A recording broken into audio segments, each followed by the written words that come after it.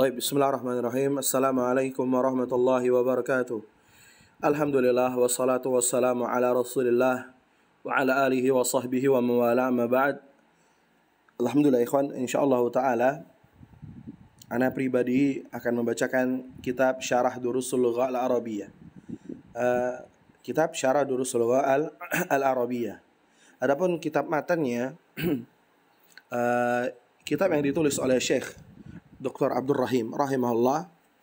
Beliau sudah wafat ya sekitar 2 tahun lalu mungkin ya. Barakallahu fiik. Itu kitab yang masyhur di kalangan para thalabatul ilm yang belajar bahasa Arab. Kitab ini merupakan kitab yang mubarak, diberkahi. Banyak dari lulusan-lulusan Durusul Lugha Al-Arabiyyah mampu membaca kitab gundul gitu ya. Walaupun tidak melalui jenjang-jenjang cara-cara metode-metode yang biasa ditempuh anak pondok pesantren. Misal gitu ya. Misal nahu, misal kita dari sisi nahu biasanya dimulai dengan jurumiyah, belajarnya mutammimah ala jurumiyah, qatrun nada, baru masuk ke Alfiya Ibnu Malik. Adapun kitab Durusul Lugha ini kitab yang banyak juga membahas kaidah-kaidah nahu dan juga banyak membahas tentang mufradat yang dibutuhkan bagi para pemula untuk belajar membaca kitab ya. Membaca kitab itu tidak hanya nahwu dan sharaf, namun juga mufradat juga perlu untuk dihafal. Barakallahu fiikum. Adapun kitab yang insyaallah taala akan Anda baca pada hari ini berjudul kitabnya Syarhu Kitab Durusul Lughati Al-Arabiyyati li Ghairin Natiqin Biha ya. Yang ditulis oleh Syekh Husain ibn Ahmad ibn Abdullah Al-Ali ya. Namanya Husain Ibn Ahmad Ibn Abdullah Al-Ali ya. Al-Mudarris bi Ma'had Ta'lim al-Lughati Al-Arabiyyati bil Jami'ati Al-Islamiyah ya, mengajar di Ma'had Ta'lim al-Lugha Al-Arabiyyah di Jami'ah Islamiyah, mungkin di Madinah ya. Barakallahu fiik. Adapun kitab ini Syarah Durusul Lugha ini biasanya kalau kita dapati misal syarah terhadap kitab tertentu, maka kita akan dapati syarah itu isinya lebih banyak daripada matan yang aslinya. Masalan, kitab Al-Usul min Ilmil Usul, syarahnya Syekh Shalih Al-Utsaimin rahimahullah. Al-Usul min Ilmil Usul itu ada matannya. Dan juga Syekh punya syarah terhadap Al-Usul min Ilmil Usul gitu ya. Dan syarah itu pasti jauh lebih banyak daripada matan. Nah, berbeda dengan kitab ini gitu ya. Syarah kitab Durusul Lugha Al-Arabiyyah ini, beliau Syekh Husain ibn Ahmad, beliau meringkas dan mengambil poin-poin pelajaran dari kitab Durusul Lugha Al-Arabiyyah dan meninggalkan beberapa mufradat-mufradat yang beliau nilai mungkin tidak terlalu dibutuhkan bagi para pelajar yang sudah menamatkan Durusul Lugha. Begitu, diambil ringkasnya saja, poin intinya saja. Nanti kita akan baca insyaallah taala dengan seiring berjalannya waktu. Insyaallah taala semoga Allah Subhanahu wa taala memberikan kita kemudahan agar ana mampu membacakan kitab ini sampai selesai 4 jilid gitu ya. Barakallahu fiikum. Karena ini merupakan inti-inti saja dari pelajaran kitab Durusul Lugha. Ada penilaian kesempatan insyaallah taala ana akan juga bacakan kitab Durusul Lugha yang langsung ditulis oleh Dr. Abdul Rahim yang mufradatnya sangat banyak. Dan itu membantu juga bagi para pemula. Adapun ini ana hadirkan buat para pelajar yang pernah belajar kitab Durusul Lugha dan ana sarikan inti-inti pelajaran dari kitab Durusul Lugha dan ana hanya sebagai pembaca sahaja. Barakallahu fiikum. Tapi kita baca qala al-muallifu atsabahullah, berkata penulis atsabahullah, semoga Allah Subhanahu wa taala memberikan ganjaran kepadanya. Kata Syekh Husain, Syarhu Kitab Durusul Lughati Al-Arabiyyati li Ghairi Natiqin Biha. Ini merupakan syarah kitab Durusul Lugha bagi orang yang tidak mampu berkata dengan bahasa Arab. Syarhu ya, kita sedikit faedah. Syarhu, kenapa dibaca syarhu? Ya, kenapa seseorang itu ketika di awal judul bab itu pasti di dhammah. Gitu ya, para ulama memberikan poin-poin atau jawaban. Mereka mengatakan syarhu ini merupakan khabar dari mubtada yang dihapus. Dan ini khusus untuk subjudul, subbab gitu ya. Misal syarhu, kenapa dibacanya syarhu? Kata para ulama katakan ini merupakan khobar dari mubtada yang dihapus. Harus mutabik. Contoh syarhu ini kan mudzakkar ya, mufrad ya. Maka dicocokkan. Hadza syarhu. Hadza mubtada, syarhu khabarnya. Makanya dibaca syarhu. Boleh juga antum nasabkan Misal antum baca syarha kitabid durusul lughati al-arabiyyati li ghairi natiqin biha. Boleh antum baca. Tapi antum takdirkannya beda. Kenapa antum baca syarha? Misal antum baca syarha, antum takdirkan saja aqra'u syarha kitabid durusul lughati al-arabiyyati li ghairi natiqin biha. Boleh. Antum baca syarha atau syarhu. Ini pada sub awal judul pada kitab saja. Adapun yang lain itu perlu perincian. Barakallahu fikum. Itu sedikit faedah. Kita baca pada halaman ke berapa ini? Pada halaman ketiga. Ayo, pada halaman ketiga kita masuk pelajaran ad-darsu al-awwal. Insyaallah taala ya ikhwan ya. Ana akan membacakan per pelajaran saja. Barakallahu fikum. Berkata penulis hafizahullah, ad-darsu al-awwal, pelajaran yang pertama. Pelajaran pertama ini kita akan membahas tentang hadza. Hadza itu artinya ini. Hadza itu artinya ini. Nah, penulis mengatakan hadza ini ismu isyaratin lil mufradi al-mudzakkari al-qaribi al-akili wa ghairi al-akili. Hadza ini artinya ini itu adalah isim isyarah, kata tunjuk. Lil mufradi, untuk mufrad, untuk satu. Nah, berbeda nanti pada kitab-kitab yang lain, pada bab yang lain, apa yang dimaksud dengan mufrad. Pada bab la nafiyah lil jins beda, mufrad itu apa gitu ya. Nanti seiring berjalannya waktu kita akan membahasnya. Mufrad itu intinya satu saja, satu gitu ya.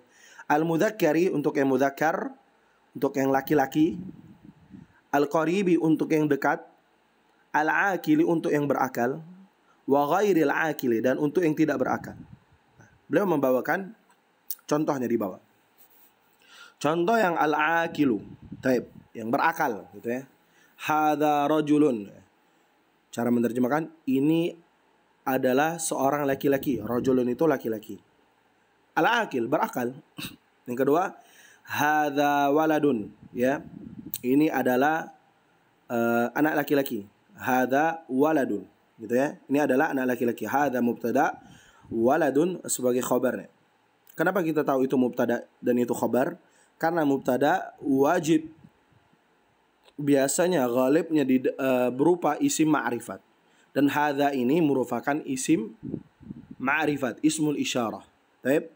Hadza waladun, ini adalah anak laki-laki. Hadza syaikhun, ini adalah seorang syekh, orang tua. Nah, itu untuk yang berakal. Adapun yang tidak berakal boleh juga ghairul akil, untuk yang tidak berakal. Hadza kitabun, ya. Hadza kitabun, kitab ini adalah kitab. Kitab kan benda mati, gitu ya, enggak berakal.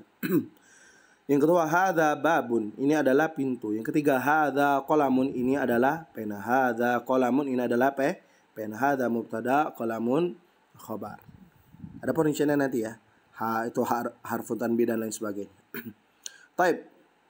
Selanjutnya kita akan bahas tentang ma hadza. Ma hadza artinya apa ini?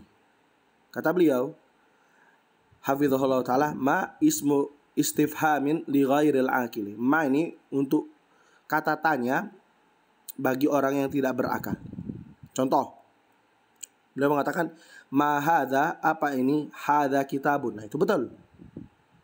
Ma hadza, apa ini? Hadza kitabun. Ini betul contoh ini. Adapun contoh yang salah, ma hadza, hadza rajulun. Enggak boleh. Antum jangan menggunakan ma, tapi nanti menggunakan man. Man hadza, karena rajul itu adalah seorang yang berakal. Fahim? Barakallahu fikum. Ma hadza, hadza rajulun. Apa ini? Ini adalah seorang laki-laki. Itu contoh yang salah. Yang benarnya menggunakan man. Selanjutnya, ma hadza, hadza babun. Apa ini? Ini adalah pintu. Ma hadza, hadza waladun. Apa ini? Ini adalah seorang anak laki-laki. Ini salah. Yang benar menggunakan huruf man. Ma hadza, hadza qalamun. Apa ini? Ini adalah pena. Itu benar. Yang salah itu adalah menggunakan ma ketika untuk orang yang berakal. Nanti akan dibahas. Barakallahu fikum. Selanjutnya, ahadza sarirun. Kita menambahkan faedah selanjutnya menggunakan ahadza sarirun. Hamzah, kata penulis, hamzatul istifhami. Itu adalah hamzah istifham. Harfun jawabuhu na'am aula. huruf yang menjawabnya boleh na'am atau la. Misal, ahada sarirun, apakah ini adalah ranjang, gitu ya. Maka beliau bawakan contoh, ahada sarirun, boleh antum jawab na'am, hada sarirun. Apakah ini adalah ranjang? Ya, ini adalah ranjang, gitu ya. Beliau membawakan lagi, ahada kursiyun, apakah ini adalah kursi? Beliau boleh menjawab juga, la, hada sarirun, bukan, ini adalah ranjang. Selanjutnya, ahada rajulun, apakah ini adalah seorang laki-laki? Naam, hada rajulun, ini adalah seorang laki-laki. Ahada waladun, apakah ini adalah seorang anak laki-laki? La, hada rajulun, ini adalah seorang laki-laki dewasa, gitu ya. Rajulun itu laki-laki dewasa. Barakallahu fiikum. Lanjut ya, kita selesaikan dars pertama ini. Nah, ini kalimat selanjutnya ini menggunakan man. Man hada, siapa ini? Nah, beliau membawakan contoh, membawakan definisinya. Man itu adalah ismu istifhamin lil akili. Man adalah isim istifham, kata tanya. Istifham itu kata tanya lil akili, bagi orang yang berakal. Contoh, man hadza, hadza tabibun, siapa ini? Ini adalah seorang dokter. Misalkan antum membawa menggunakan, untuk yang berakal menggunakan man, apakah benar? Kata beliau, man hadza, hadza kitabun. Nah, ini salah, ini keliru. Yang benar antum menggunakan ma hadza. Baik, barakallahu fiikum. Untuk yang berakal menggunakan man, untuk yang tidak berakal menggunakan ma. Selanjutnya, man hadza, hadza waladun. Betul, contoh ini betul. Siapa ini? Ini adalah seorang anak laki-laki, gitu ya, anak kecil. Ini contoh yang salah. Man hadza, hadza qalamun. Nah, ini yang salah. Siapa ini? Ini adalah pena. Itu keliru, karena man untuk yang berakal. Man hadza, siapa ini? Ini adalah hadza talibun. Hadza talibun. Siapa ini? Ini adalah pelajar, mahasiswa. Selanjutnya, ahadza tabibun. Nah, ini beliau gabungkan ya pelajaran-pelajaran yang di atas itu.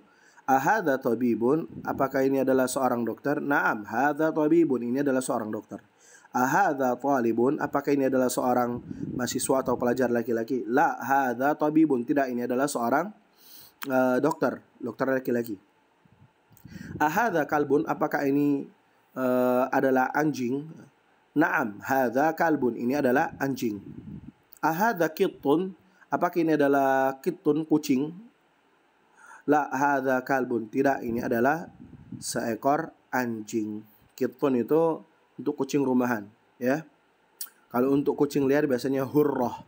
Makanya para sahabat Nabi itu dikatakan, ada sahabat Nabi itu namanya Abu Hurairah. Kalau kittun itu kucing rumahan, kalau hurrah itu kucing liar. Barakallahu fiikum. Insyaallah kita cukupkan dulu untuk pelajaran pertama. Selanjutnya kita akan saya akan lanjut pelajaran yang ad-darsu ats-tsani insyaallah taala. Barakallahu fiikum.